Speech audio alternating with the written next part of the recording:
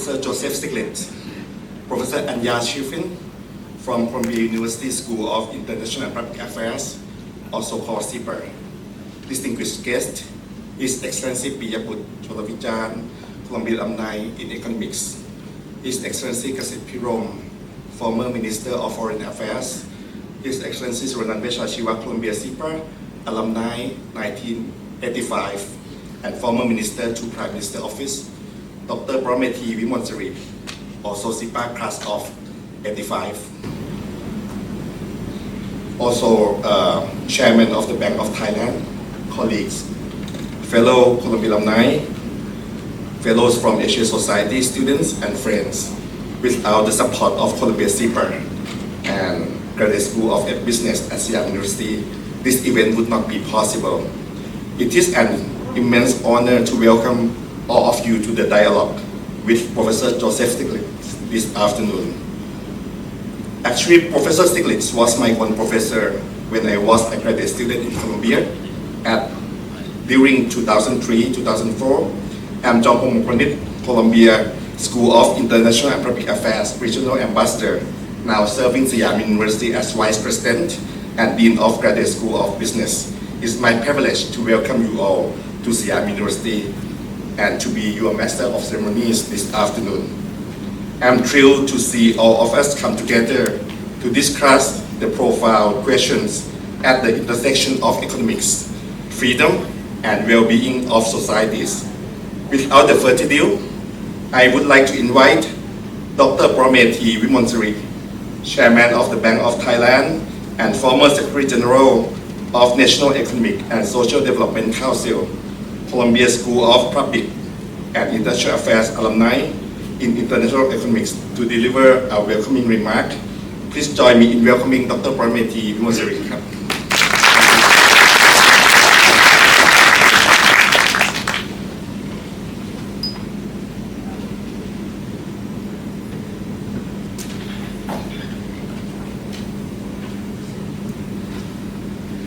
Distinguished guests, ladies and gentlemen, it is my great honor to extend a warm welcome to Professor Stiglitz.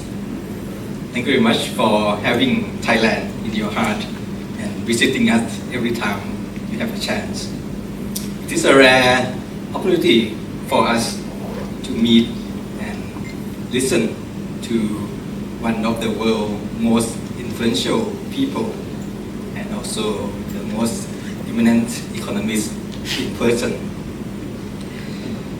Professor Stiglitz, Thailand used to be a country with high economic growth 20-30 years ago. When me and Kun Suranand worked in the National Economic and Social Development Board. The poverty has reduced very fast, and we had looked forward to become the high-income country sometime in the foreseeable future. However, recently the GDP growth become quite sluggish as the old engine of growth losing their steam, while the new one hasn't fully emerged to replace the old engine, while we also have to face many challenges from the volatile world. The population also aging very fast, so we are aging before becoming a rich country. The inequalities are everywhere, from income distribution, wealth, quality education, and the enforcement of the law. The politics also move on in a circle, alternating between fragile democracy and military government. Of course, there are many areas that we do well, but we cannot help thinking what kind of policy should be good for Thailand at this juncture, and what kind of the political system or political arrangement which can bring us far-sighted government to implement those policies. We're glad that your new book, The Road to Freedom, seems to address the issue covering politics, economic, and good society. So I'm sure your insight and advice will be very valuable for us. And I'm sure now the audience are eager to hear your view. So it's time for me to give the floor to you and invite the audience to give a big round of applause to Professor Stiglitz.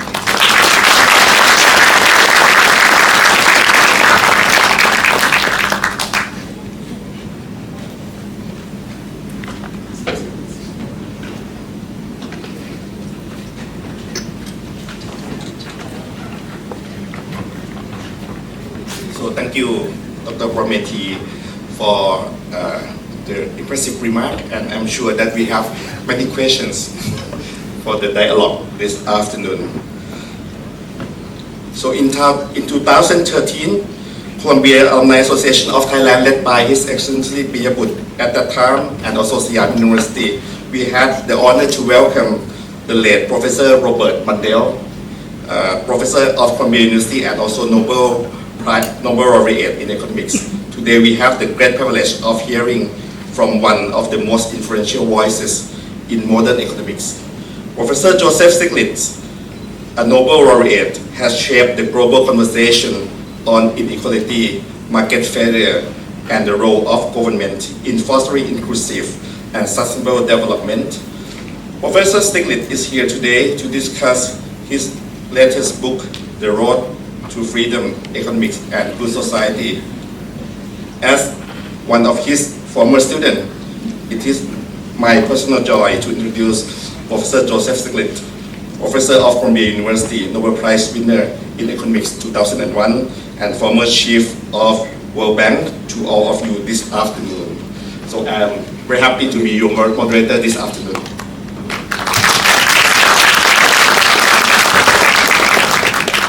Well, thank you all for coming here on a Saturday afternoon. Yes.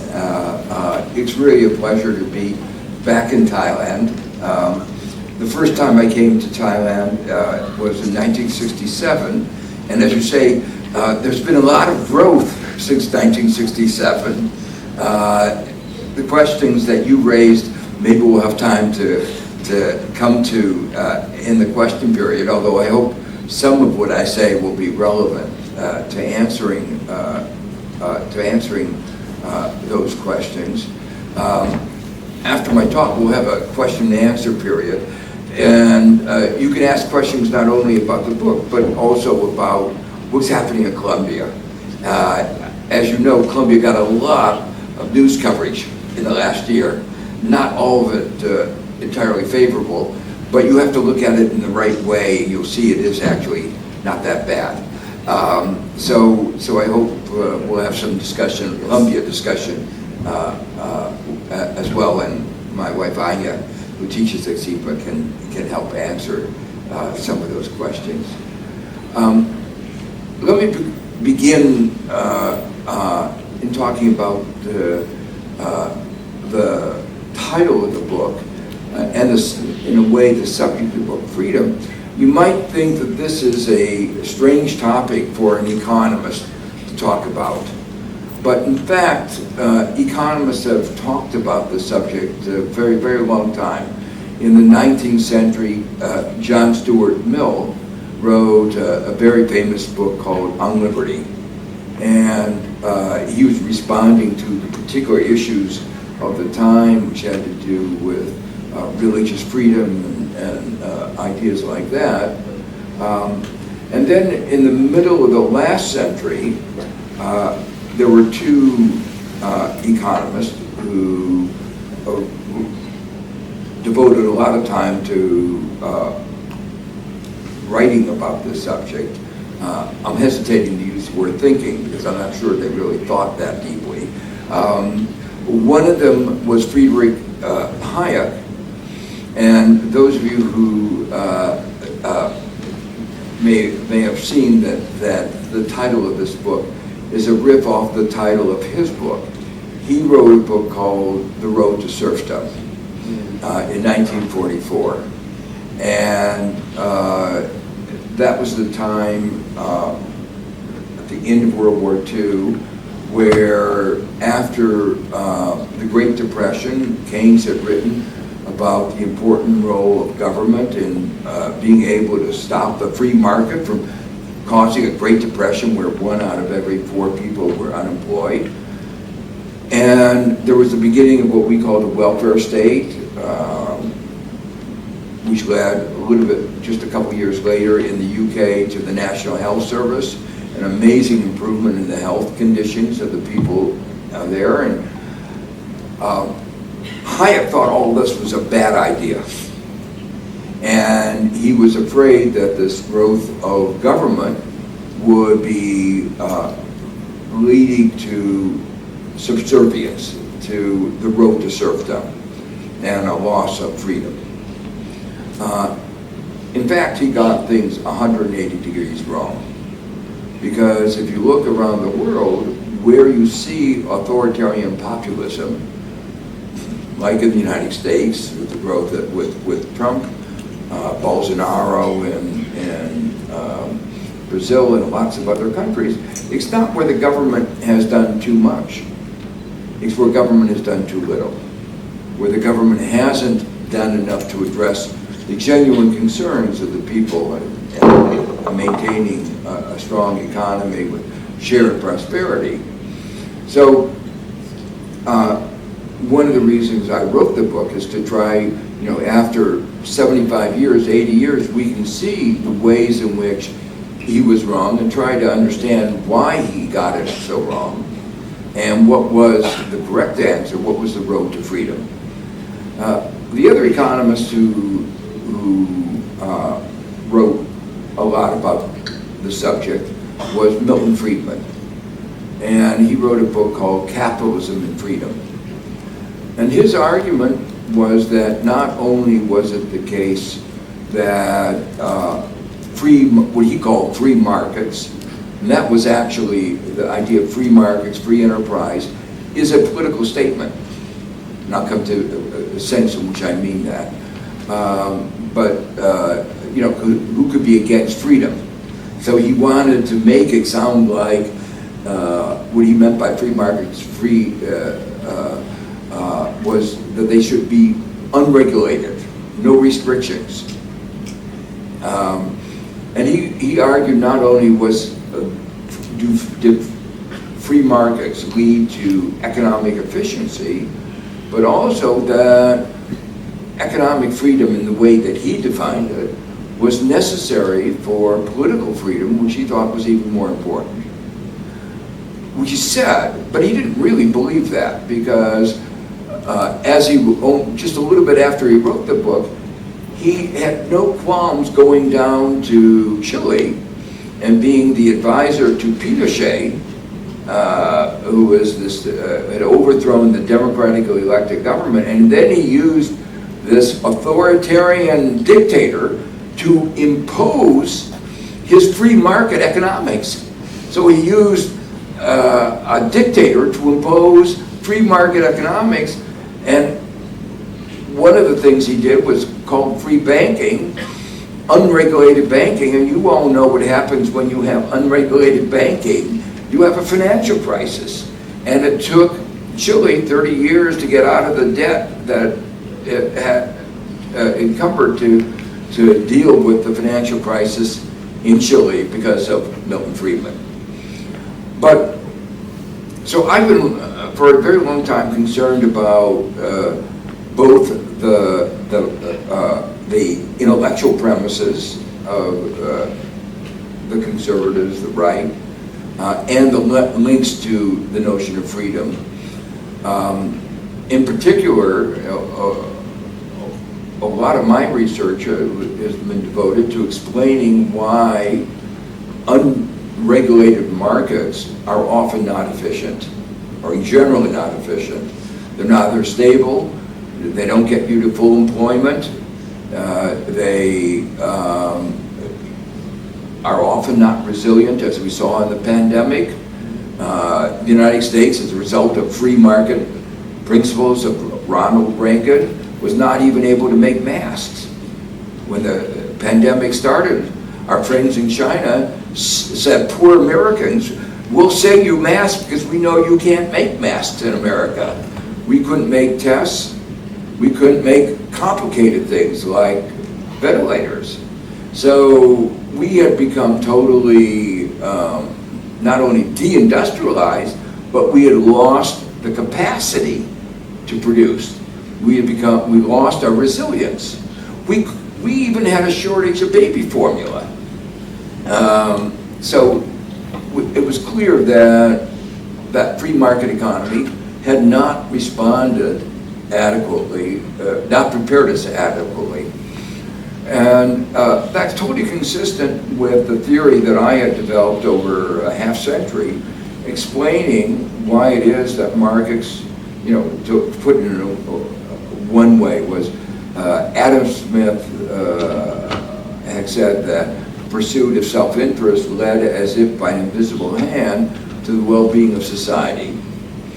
And sometimes the way I summarize my research is to say that the reason the invisible hand is invisible is because it's not there. And so that, in fact, the market is not efficient. So to put it another way, Milton Friedman with his wife had written this very influential book called Free to Choose.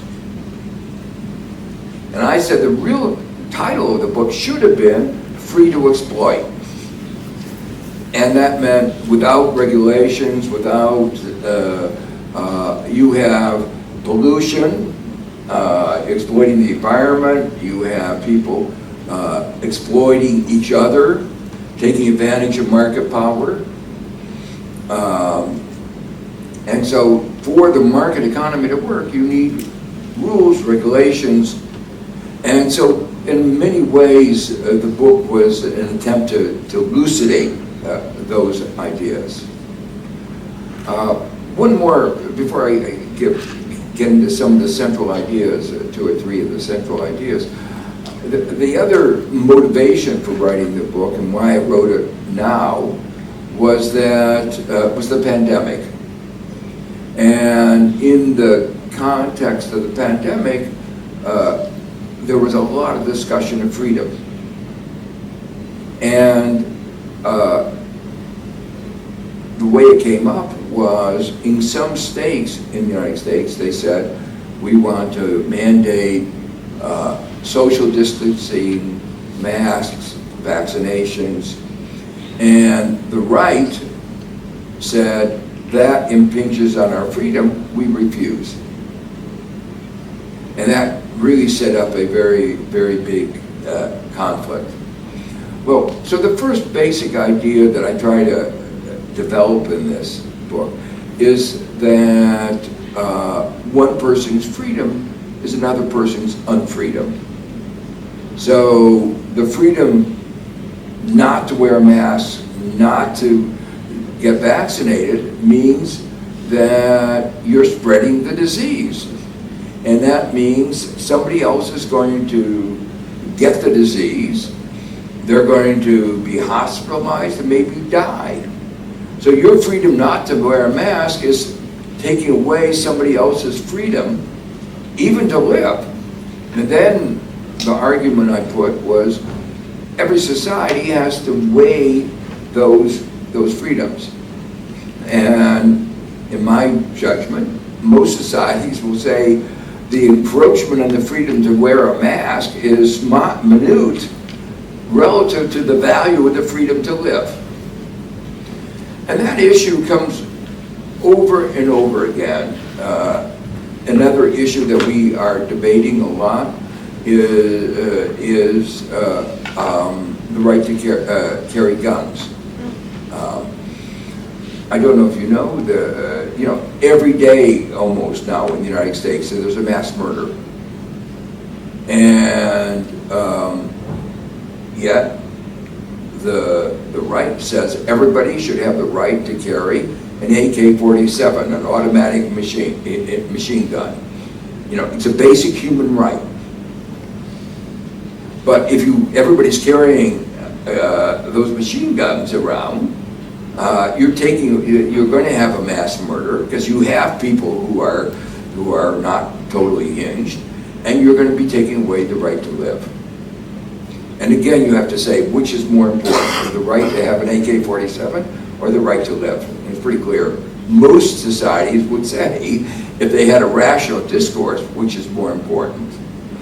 Actually, there's another aspect of that particular story, which is in the United States now, little children, kindergarten, first grade, are taught have to learn what to do when a gunman comes up into the classroom.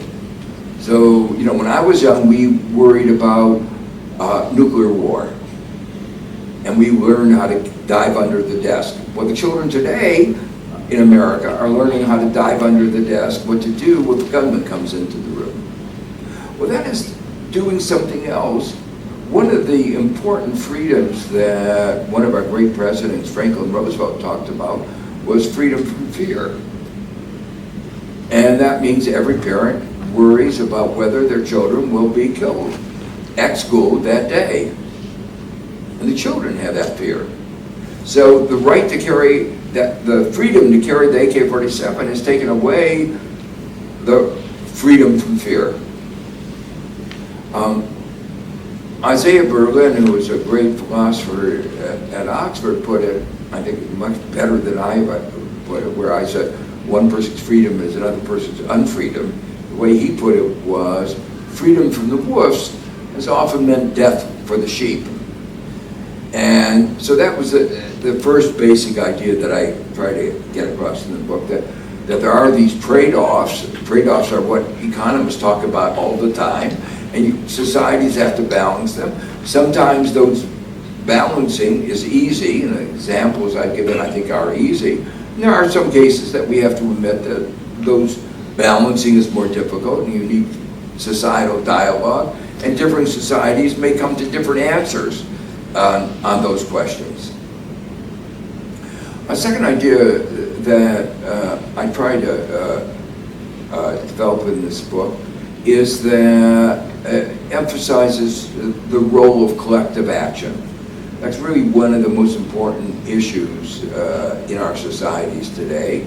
The balance between individual action and state collective action. And collective action can take a lot of different forms. It could be unions, it could be class action suits, it could be NGOs, civil society. But it's the individualistic versus collective action. And one of the ideas I try to get across is that you need, for a well-functioning society, many aspects of collective action. And that, in fact, there are many instances where, paradoxically, some regulation, some constraint can be free in a more meaningful sense. And let me give you an example that I think illustrates this, and that's stoplights, traffic lights. In New York, those of you who went to Columbia know that if a stoplight is a restriction because it says you cannot go when it's red. You have to wait until it gets green. So your freedom has been taken away. But if you didn't have stoplights, what would happen? Any of you remember from your days in New York, you'd have gridlock. Nobody can move. So having stoplights allows you to move. So it's a restraint, but it increases your freedom. And that's a metaphor for many, many other aspects of our society today. So let me give you an example. We've just been through the pandemic, the COVID, and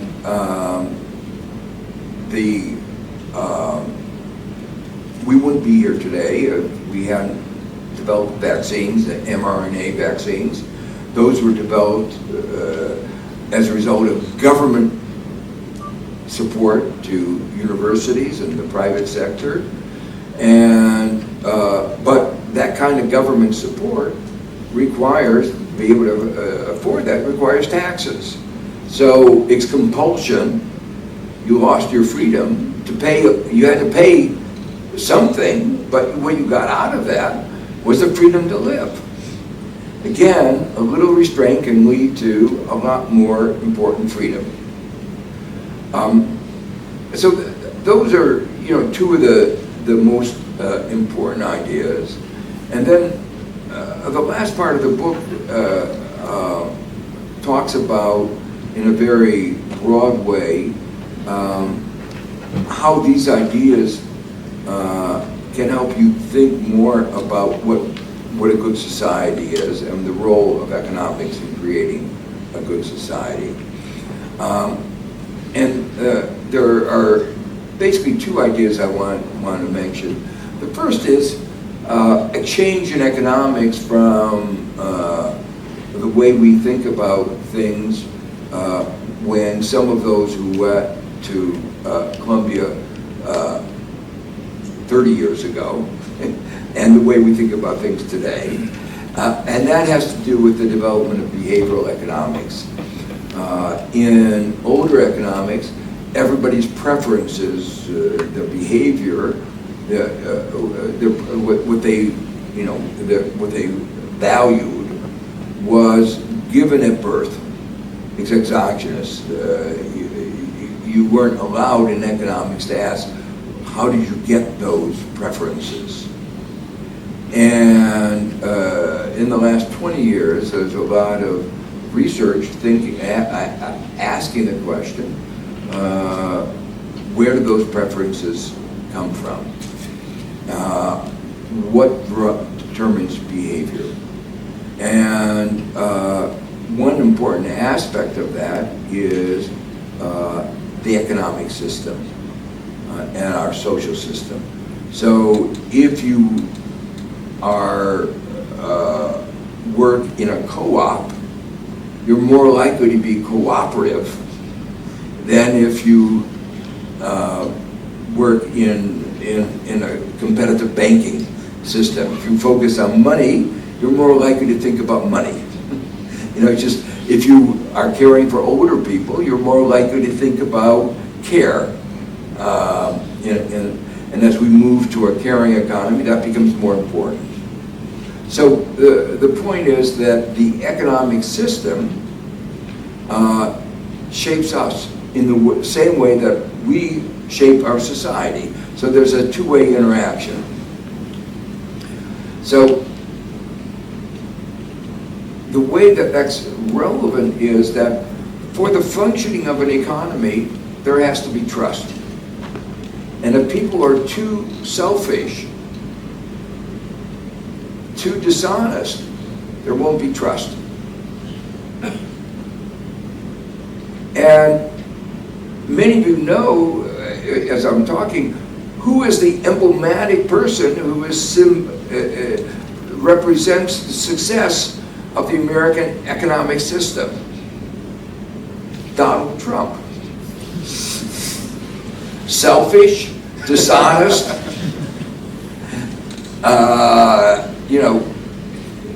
What I'm really saying is, if everybody were like him, our economy could not function. But our economic system encourages this. If you say the pursuit of self-interest, that meant greed that led to the financial crisis of 2008.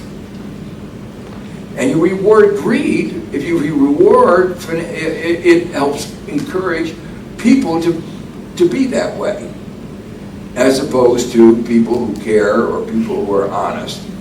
And I mean, the first important idea is that we need to think about how our economic, social, political system helps shape us and the next generation, and what did that do to our society. And the second point I raised, and I've sort of already hinted at it, is that a good society, a well-functioning economy, is going to require a wide diversity of institutions. You do need for-profit institutions. You know, if you're going to manufacture steel, it's important that you have somebody who's focusing on making steel. You're going to need decentralization. The allocation of scarce capital is one of the most important functions in our society. So you need financial institutions. But they have to be focused on serving society and understand their role in allocating capital and managing risk, not creating risk. So, but we also need collective action, we need civil society. So, and each of these has to be a check and balance against the other.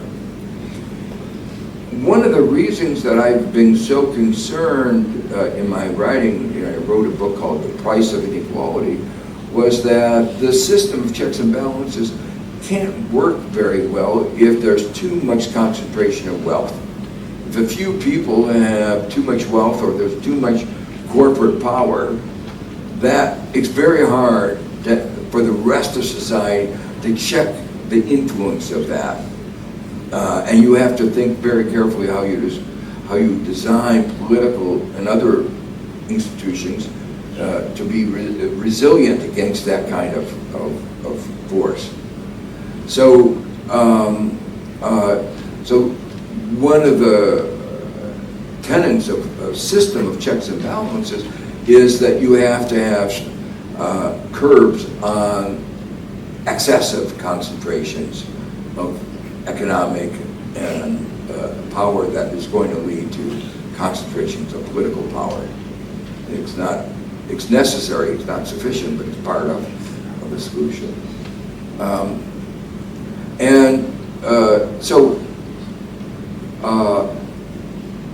the idea here is that if we can, reconceptualize what it is that we're trying to do, and that includes what kind of people we want to help create, help shape, because we are shaping people by the way we design our systems.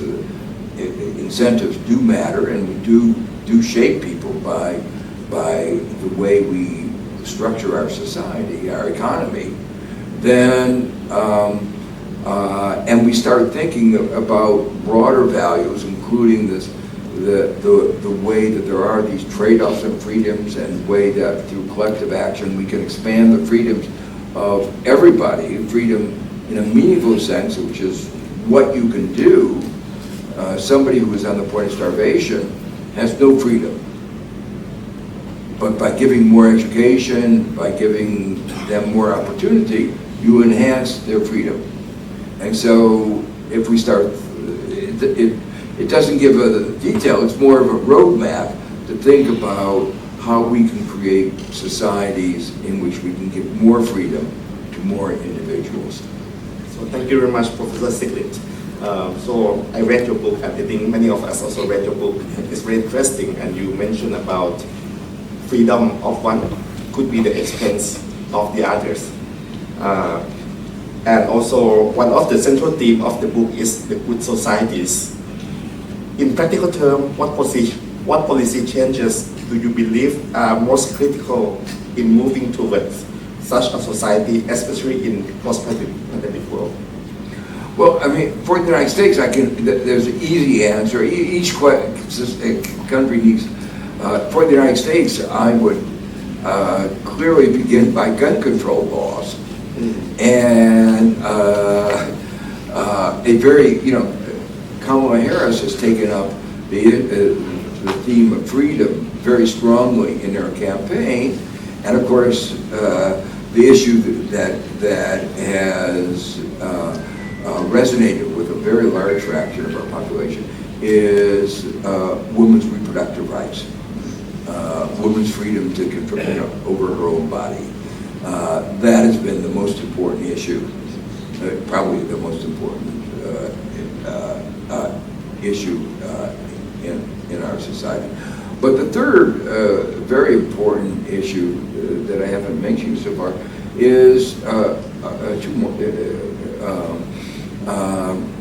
The right to pollute.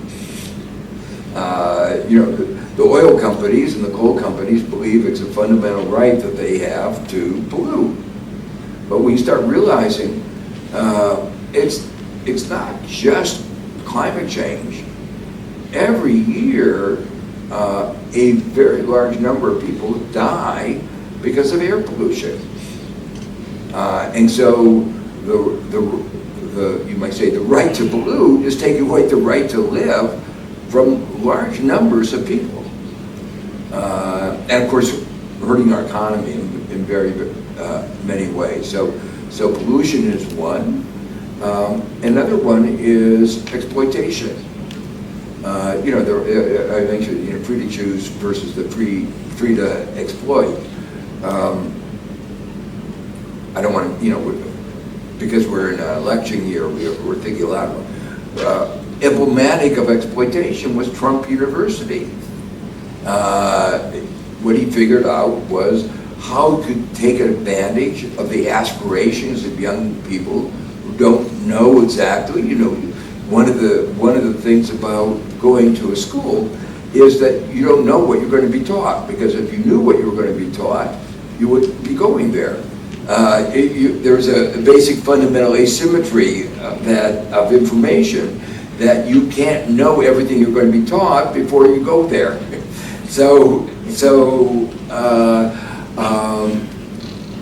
And he didn't deliver anything to them. He took their money and didn't deliver anything. And the court said, you have to pay. He had to pay back millions of dollars. And that was because we've been trying to get some regulations of good. By the way, that's an example of this among the strongest institutions in the United States are these peculiar institutions of the universities that are not for profit.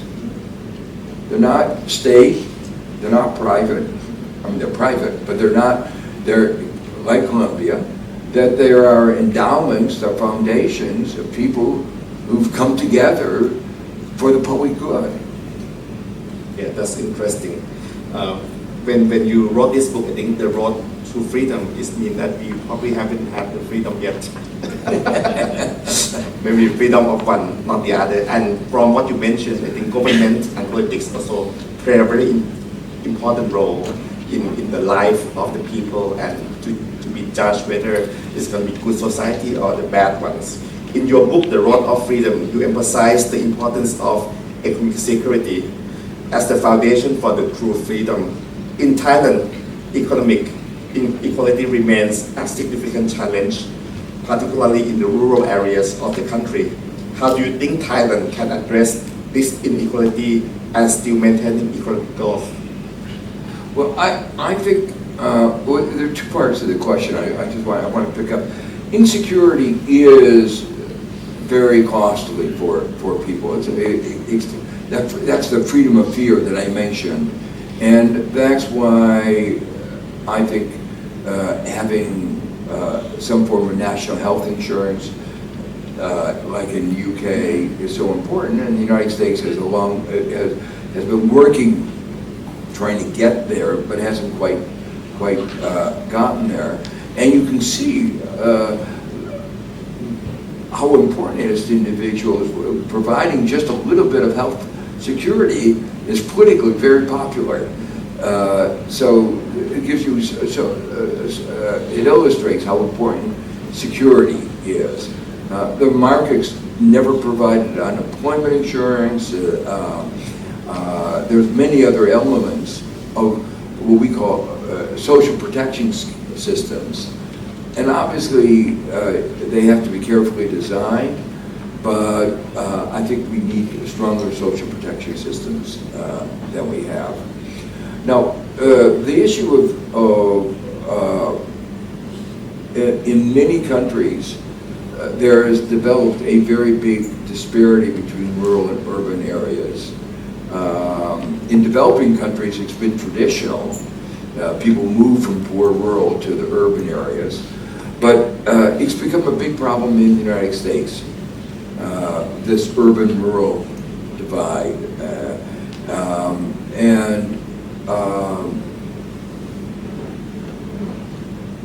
In the context of developing countries, I think that providing both more jobs in the rural area and more education, stronger education in the rural area, that will help more of the people in the rural area move to the urban area, is a way of actually increasing both growth and reducing inequality. It doesn't happen automatically, and in the United States, the problem is a little bit different because we face the problem of deindustrialization in some of these semi-rural areas. Yeah, so the next question is about the environmental sustainability. In Southeast Asia, one of the focus on economic development has sometimes come at the expense of environmental sustainability. How can a country like Thailand balance economic growth with the environmental challenges it faces, particularly as the climate change increasingly impact its agricultural and tourism industry? Yeah, so I mean, the first thing from a global point of view, from a theoretical point of view, I think the way that it's often been put, and the way it was put in your question, that there's a trade-off is wrong. That I think good environmental policies can actually enhance economic growth. And the real question here is what is the counterfactual. The fact is, and I don't want to talk about the United States, we're spending 1 to 2% of GDP every year in damage. We have damage of our economy equal to 1 to 2% of GDP every year. Which is better, to stop the problem, and so we don't have so much damage, and then use those resources to grow. In a way, we're not measuring what's really going on. And climate change, we're just paying out, wasting money, a couple percent of GDP, and it's going to get worse, much worse. So to me, the right way of thinking about it is really good environmental policy actually is good for economic growth. One shouldn't frame it as a trade-off. Now, the second point I want to make is, unfortunately, the momentum on climate change is so strong that no matter what we do, we're not going to stop it. We can only slow it down at this point. So that means there's going to have to be efforts at adaptation. And that's going to be a very big, will need to be.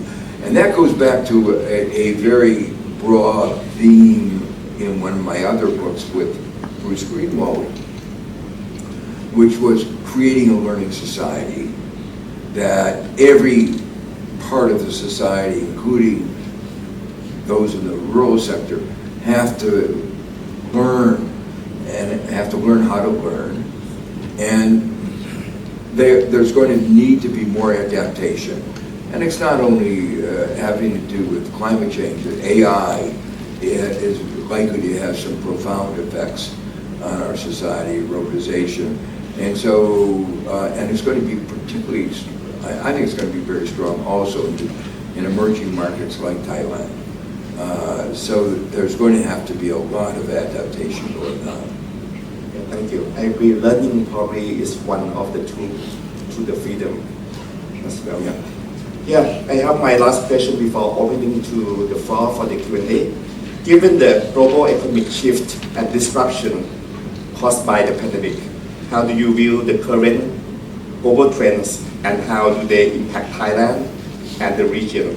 What strategies would you recommend for Thailand to build a more resilient and inclusive economy in response to those trends? So, I think the good news is that we're finally getting over the disturbance of the pandemic. You know, the pandemic was a big shock to the global economic system of the kind that we haven't had maybe ever.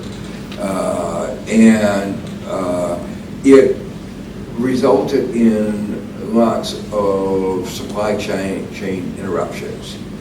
And that led, and shifts in demand. People wanted to live in different places. That in turn meant that there was a lot of inflation.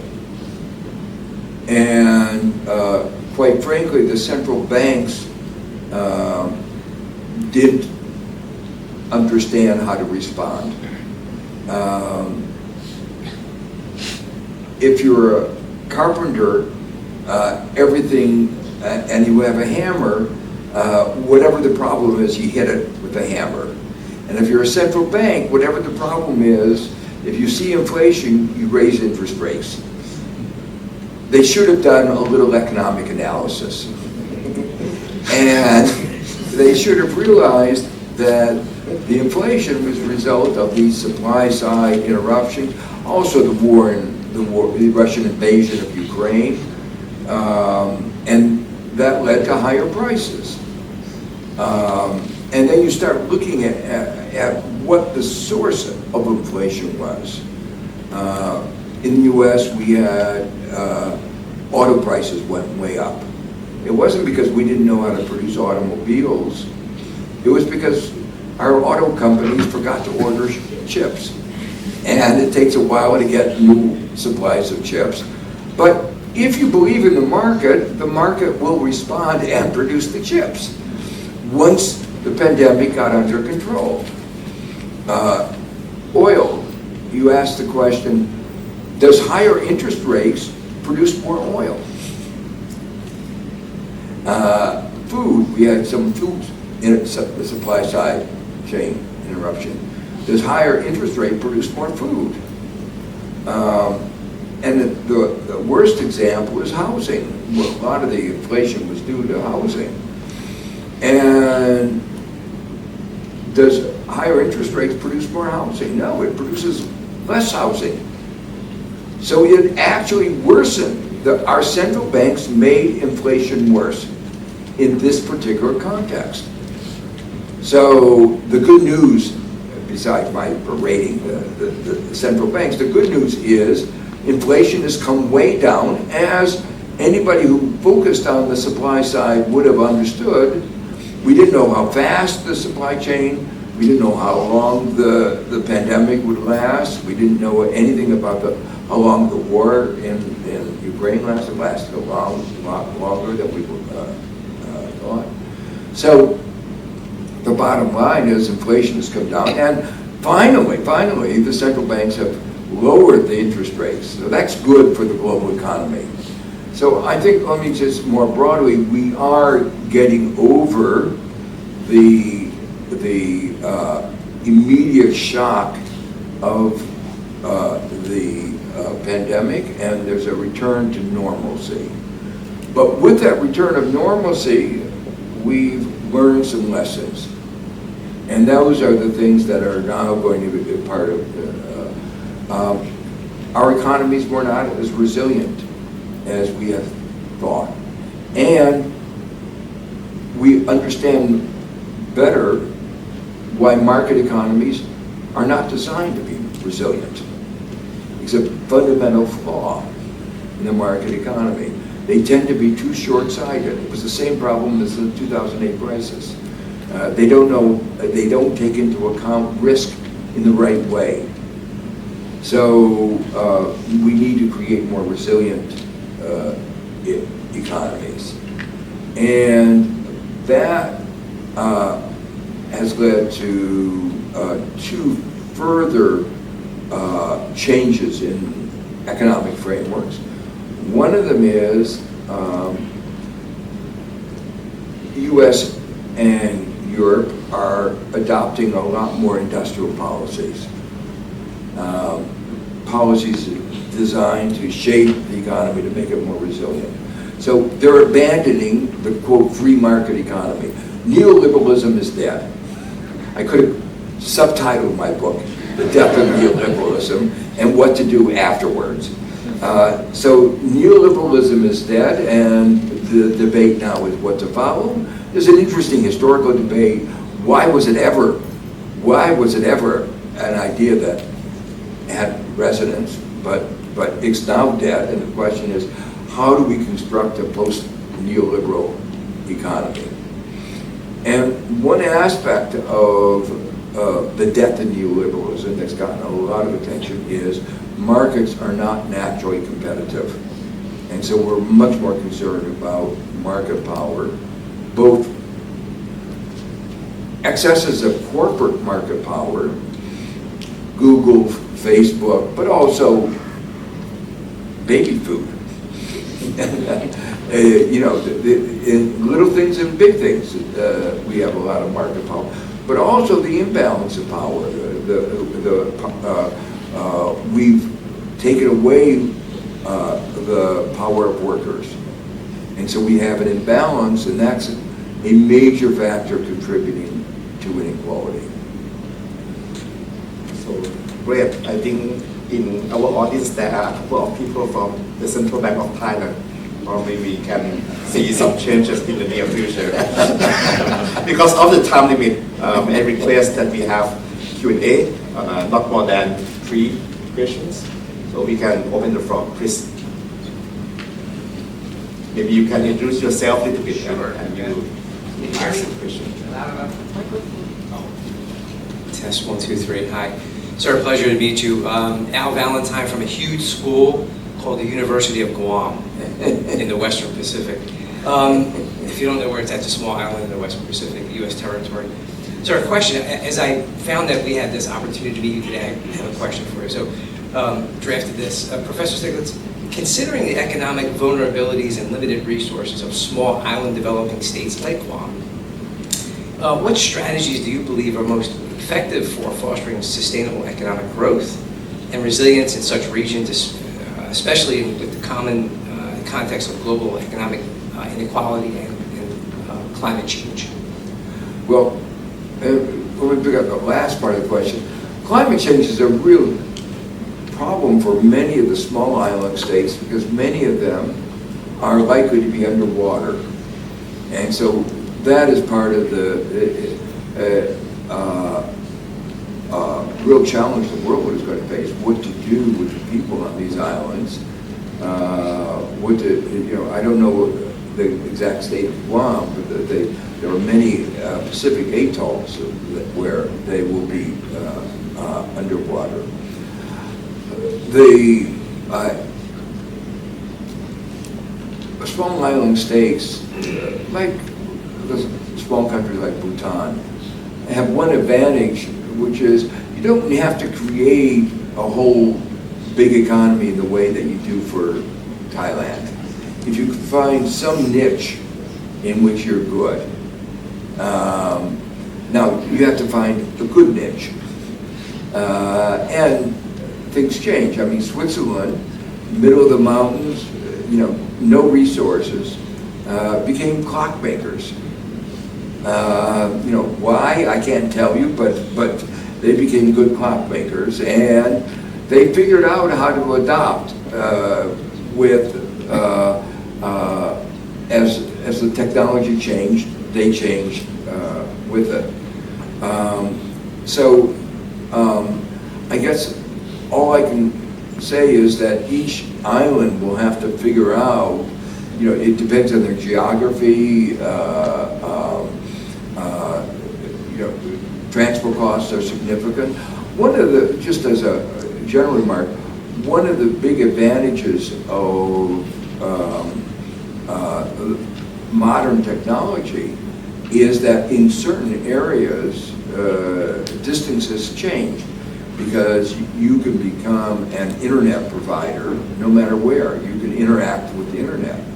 And with the development in the next few years, a couple years of SpaceLink, everybody will be connected. You don't need wires. It'll be a very robust and inexpensive satellite system. So we'll all be connected.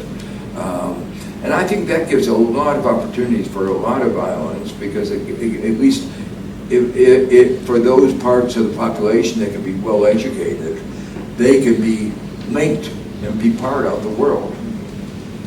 Okay, next question. ครับครับ His Excellency กสิทธิรงค์ครับ please. I have one short statement and one short question. The statement is this, that you mentioned the word resilience, and I have been working with a team of Thai academic intellectuals and so on to promote the late King's Rama IX economic sufficiency philosophy, to be part of this sustainable, resilient approach to the conduct of everyday life. And I would like to invite everyone here present to join anytime. Okay, it's an open-ended thing. Second, my question to you, Professor, with profound thanks for your expose, is that after I left I was a bureaucrat for almost 4 decades. And as a bureaucrat, the only word and way of life was responsibility. And lately, when I left politics for almost the past 10 years, I have been working on advocacy about human rights. And I did come to the realization that the word freedom, human rights, and so on is always a struggle against someone with authority. It's quite a futile exercise. Then it occurred to me that the 10 Amendments, the Buddhist 5 precepts, and all the teachings of the renowned world philosopher and so on is about a human responsibility, individual responsibility. Your book is about freedom, it's about part of human rights, but what about working together to promote the concept of responsibility for every leader of the world, teacher and gurus and so on? Thank you very much. This is a tough question, President. Well, I think that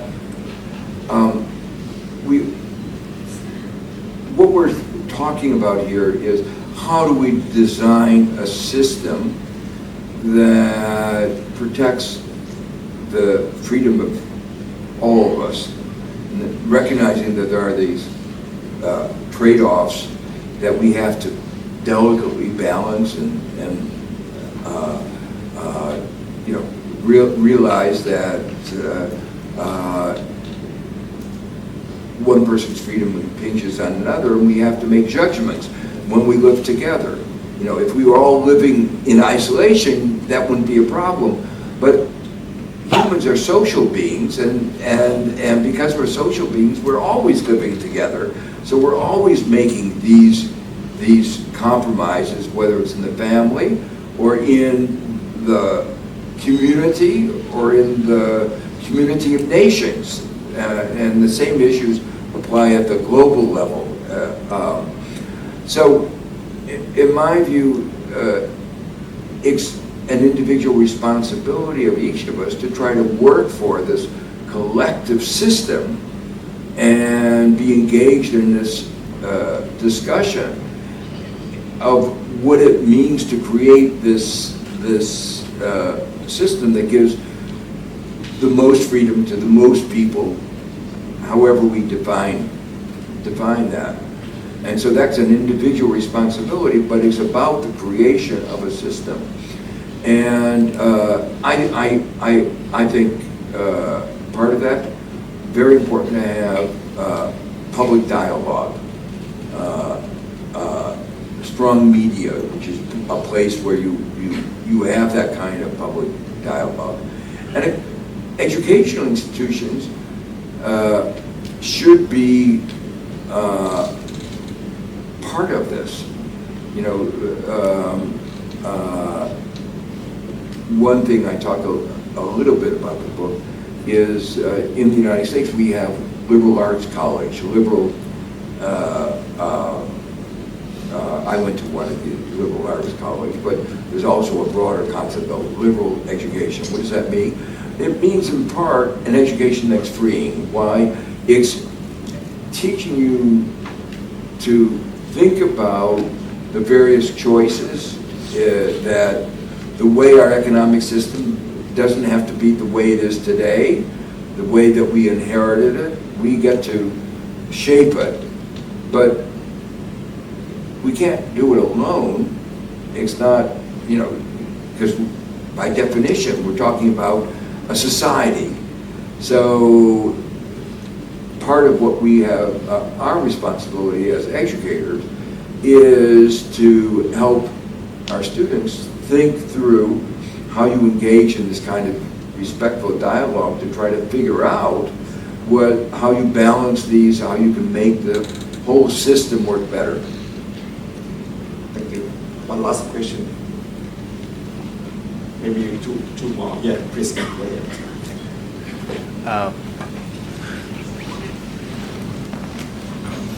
Please introduce yourself.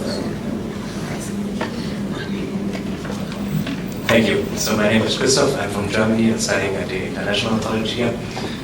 In your last part of the speech, you mentioned the interest rate in the US, and I have a question concerning the inflation, because like the core inflation in Europe and Germany or in the US is down now, and I agree with the reasons you mentioned for it. But wouldn't you say an interest rate that's a little bit higher wouldn't be like this bad for the economy? Because whilst the core inflation is down, the prices still are up, and if you set the inflation a little bit below the target of 2%, it would be better for the people who want to buy homes or new cars, or in general you want to go shopping more. Thank you. So, I mean, the first thing I should emphasize, the number that countries around the world use, a 2% inflation target. Do you know where that came from?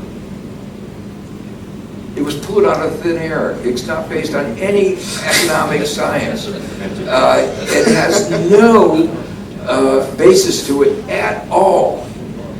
And the fact that the central banks are wedded to it is, to me, a mystery. It's part of socialization. Each of them does it because the others do it. If you go to a central bank meeting like in Jackson Hole, all of them are there talking about 2%. You ask them, well, that's because they're bankers, central bankers. That's the first point. Secondly, there actually is some economic research more recently showing that, well, actually some of it goes back 30 years, showing that in the process of economic change, having a little bit higher inflation target is actually better, because there are downward rigidities of nominal wages and prices. And what motivates movements are real wage differences and real price differences. And that having a little bit higher inflation enables this to be done more smoothly. So we are going to be going through a lot of transition, and that means that the compelling case for abandoning the 2% and raising it is very strong. Thirdly, even if you had, I don't want to use the word stupidity, even if you stayed with the 2% number, there is no theory how fast you have to get there. And therefore, there's a strong argument for doing so gradually. Fourthly, it's so clear that we have stable wage price dynamics in the United States, in Germany, and Europe, so that there's no, what the real worry is runaway inflation. No danger of that. If there were, that would be another argument. But right now, that's not the case. So I think that this, in fact, as I said, the higher interest rates have exacerbated inflation. They made inflation worse because they created more shortage of housing. Housing is 40% of the CPI, the Consumer Price Index, and it is the major source of inflation. So the central banks are the cause of the inflation rather than the cure. Now, every country has different circumstances, so I don't want to, as I would say, comment on whether this is applicable to Thailand.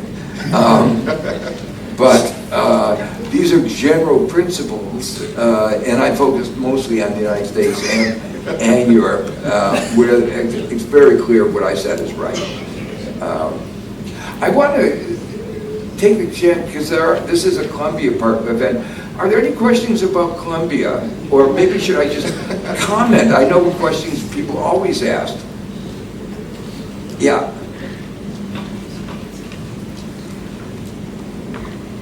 Professor Stiglitz, I'm Zol from Myanmar, and very good to see you again. I'm also very worried about Columbia students are, taking the stand on this crisis in Middle East, and we are also seeing a lot of what you said, the paradoxical signals coming out of the U.S. You emphasize a lot on the guns control. But the party that cares about gun control actually is promoting, kind of a more pro-war policies, and then also exporting a lot of arms around the world. So I wonder whether how in the future, especially the coming elections, how we can see what kind of developments that can have an impact in terms of the conflicts in the economy and disruptions in in the Middle East and also in Asia. Thank you, sir. So let me first say, in terms of what's going on in campus, if you went to most of the campus, like to the business school, which is in the Manhattanville campus, you would not know, that there were any disturbances at all. They're concentrated mostly at the central part of the campus, near Low Library, and they were very peaceful and involving relatively few students relative to the size of the campus. So it is not. They got a lot of newspaper attention because Columbia has been at the forefront back in 1968 of the student protests, and there have been protests across the country, so it was a good story to write.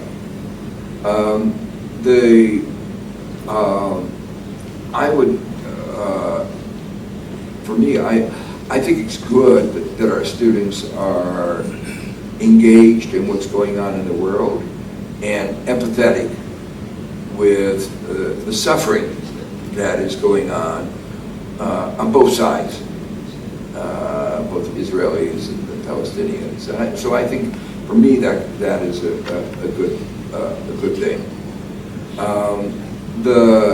In many ways, the problem of what the campus faces are exactly the trade-offs of the freedoms that I emphasize in the book. And as a community, Columbia has been struggling to figure out how to balance those. And it's been very difficult to so what do I mean by that? There are many students who feel very intensely that the disproportionate response of Israel, they feel they need to protest against that. And then some of the other students feel uncomfortable. And there are a few students, but I think relatively few, where that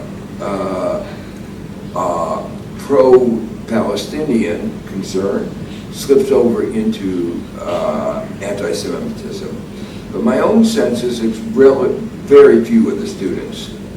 And unfortunately, some of the people in Congress on the Republican side have tried to take advantage of that in their stance against the universities.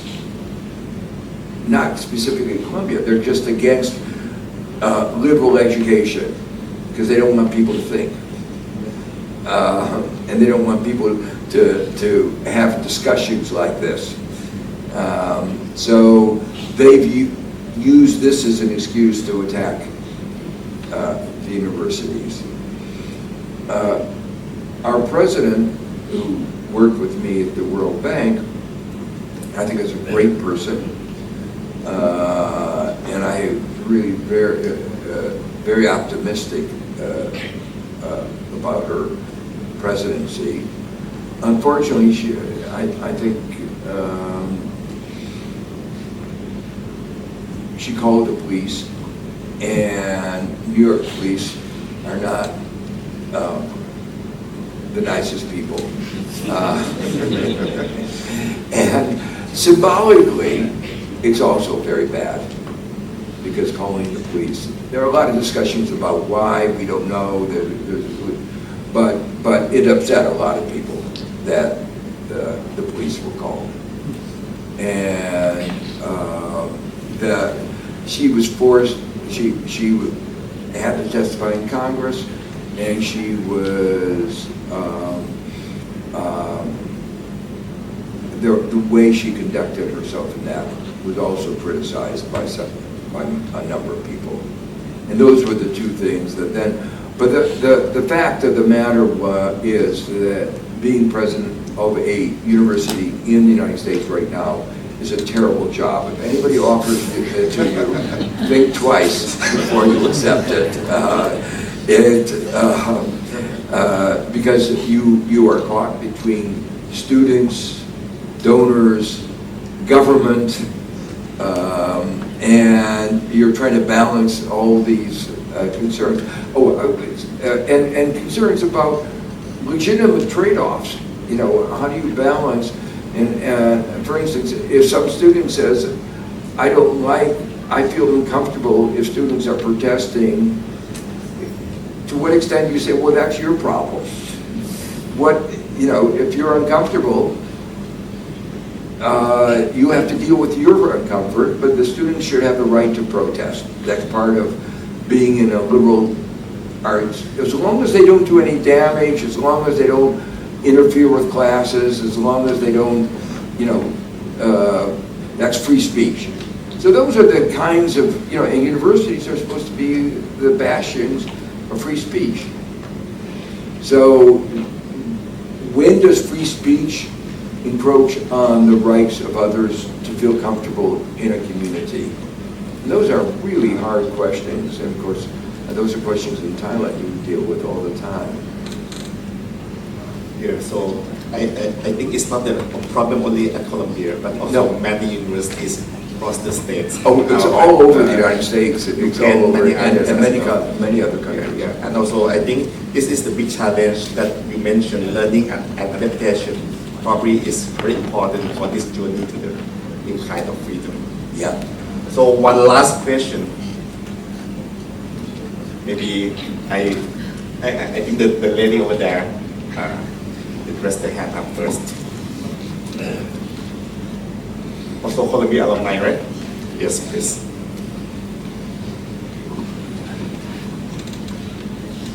Chiwa Taratauchai, Columbia Medical School 2010. Thank you for wonderful wisdom, and you, as you suggested, that neoliberal is dead, and in the book you provide a framework of progressive capitalisms, and in which sufficient rules and regulations. Just I'm curious to learn about your thoughts on. So the premise of progressive capitalism is we put a lot of power on regulators, which is government. So I'm curious to learn about your thought on government efficiencies. Probably because in a country like Thailand, like us, we have had very little trust in our government. So, okay. Manipulations here too. So one of the aspects of what I talk about here is that there is an important role for collective action, and part of collective action is government. Government at different levels, local, state, national level. And underlying this is in part the notion that markets often fail. And a criticism that I often get is, well, so do governments. And I always begin by explaining, I know that we have gone through President Trump. So we know about government failure better than, as well as any other country does. And so that when we have these discussions, that's a critical issue. So let me give you one example where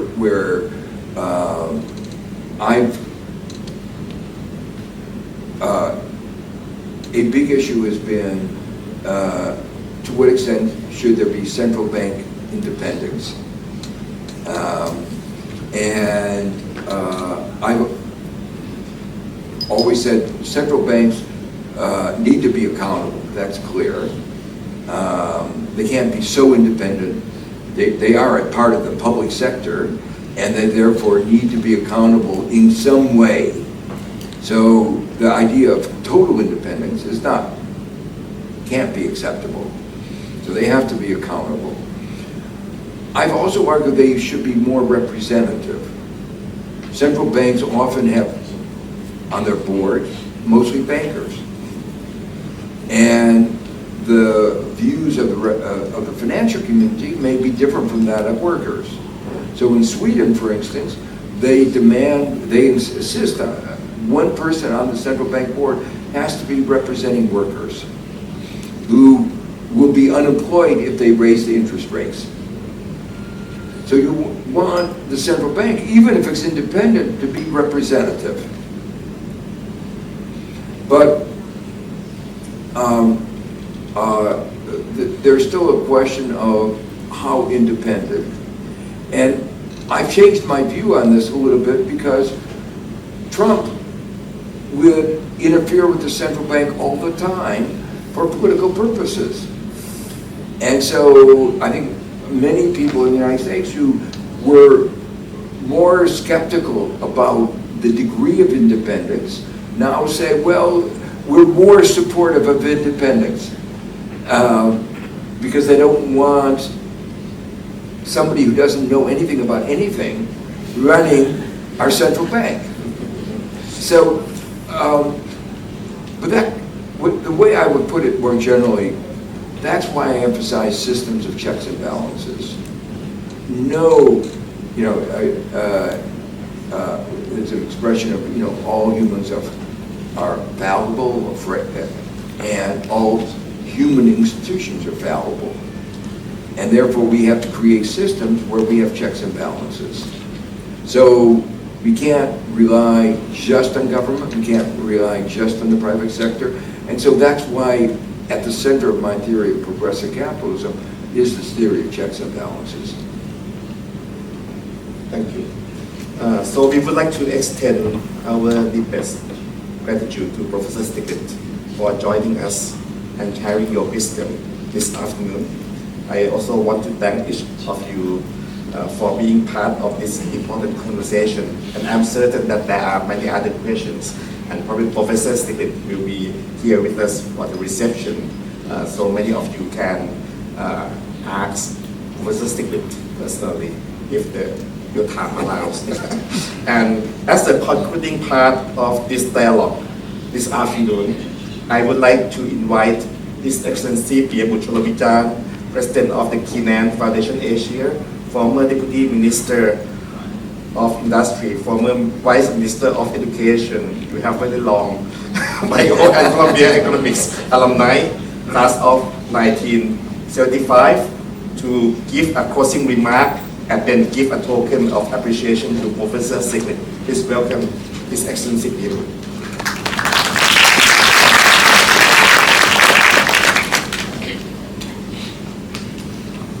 Professor Joseph Stiglitz, 2001 Nobel Prize Memorial Prize in Economic Sciences. Professor Griffin of CBA, Columbia University. Dr. John Mongolwanet, President of Siam Institute of Technology, Columbia University alumni.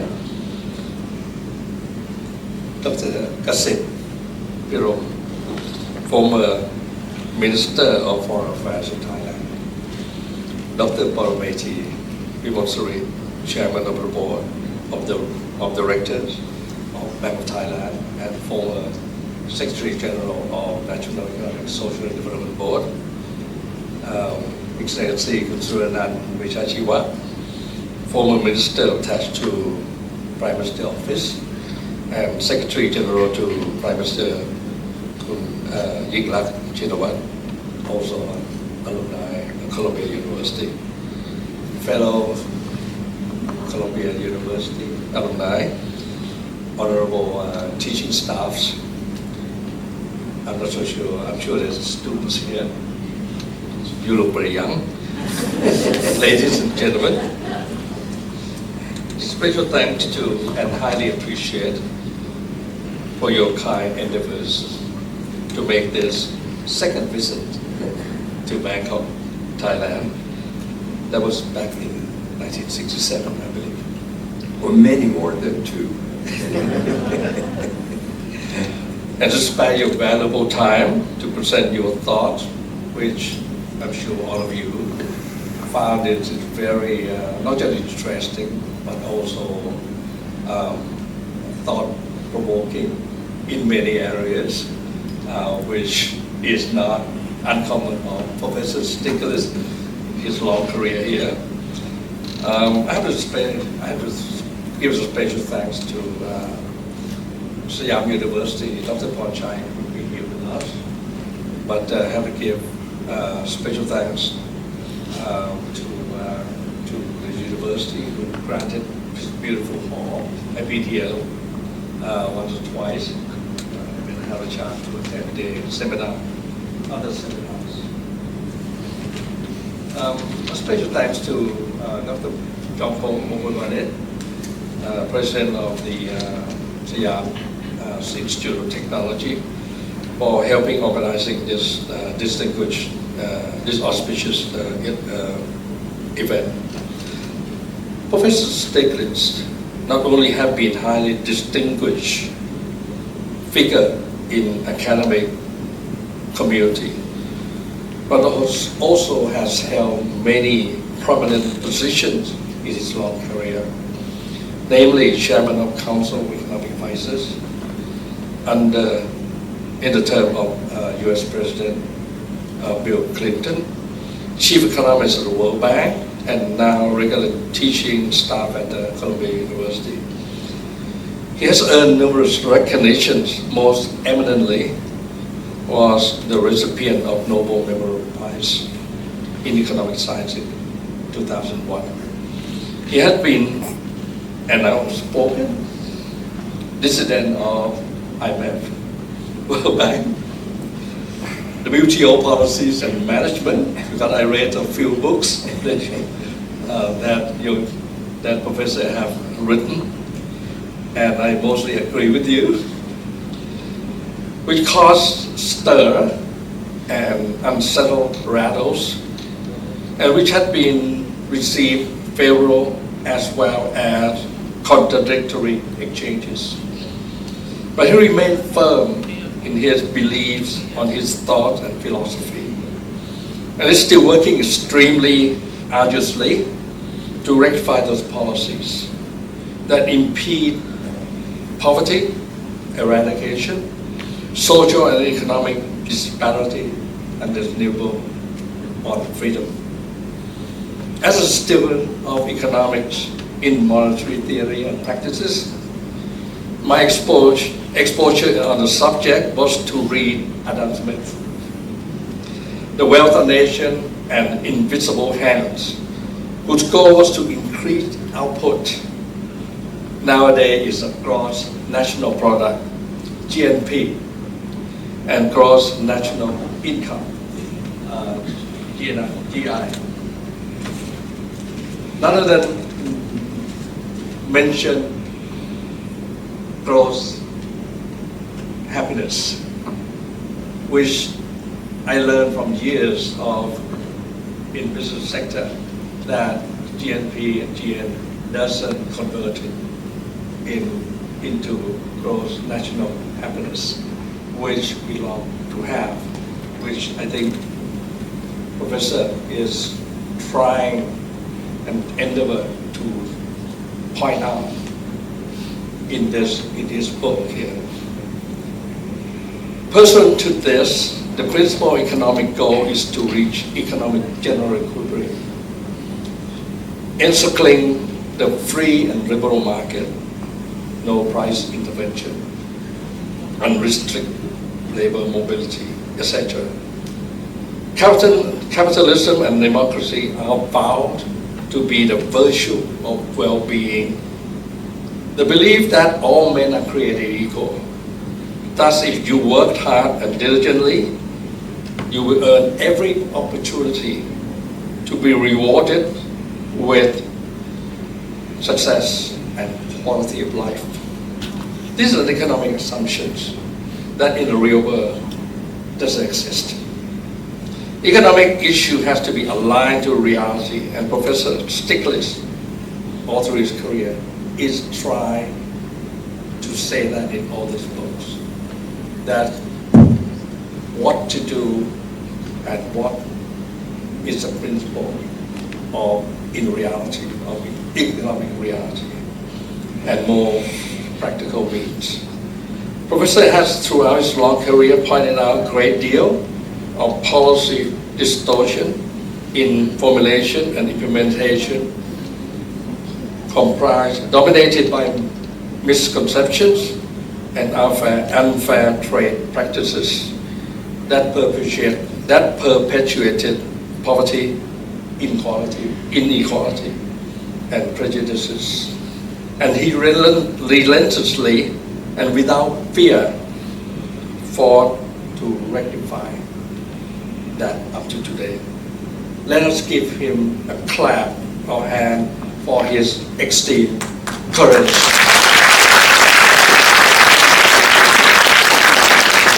Professor Stiglitz, now more than ever, with the rise of protectionism, free and fair trade seem to be moribund. Society becoming less and less democratic, giving way to the rise of neo-autocratic regime under what you call political party system,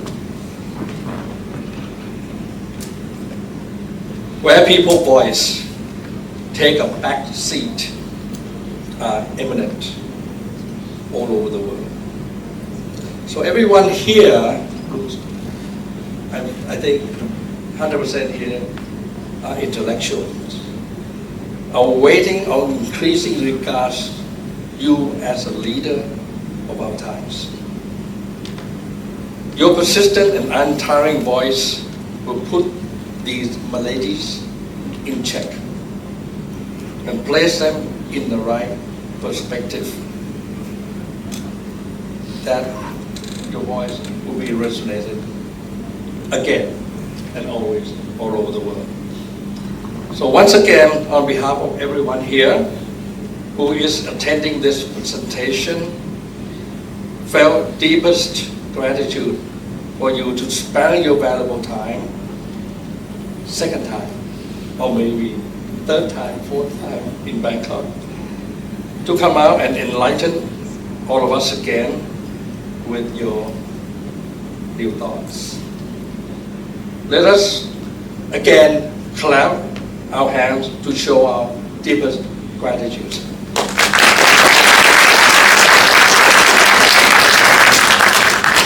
I'd like to thank again Siam University's Dr. Champong Mokholwanet for organizing this so valuable. I'm sure if you didn't stop closing the admission to enter this place on Tuesday, I think you will have another 400 or 500 people coming to this hall. All this talk today will remain a precious memento of memory for all of us. And thank you very much indeed, Professor.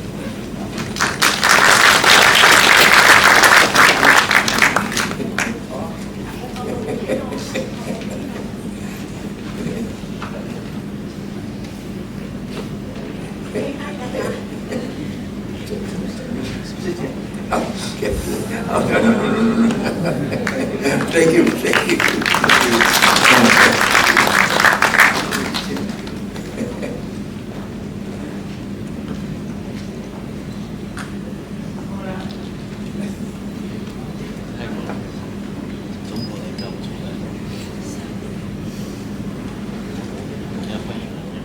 This momentous event, we are pleased to proceed with a special photo session. So we would like to first invite our esteemed dignitaries whose presence is an honor to this event.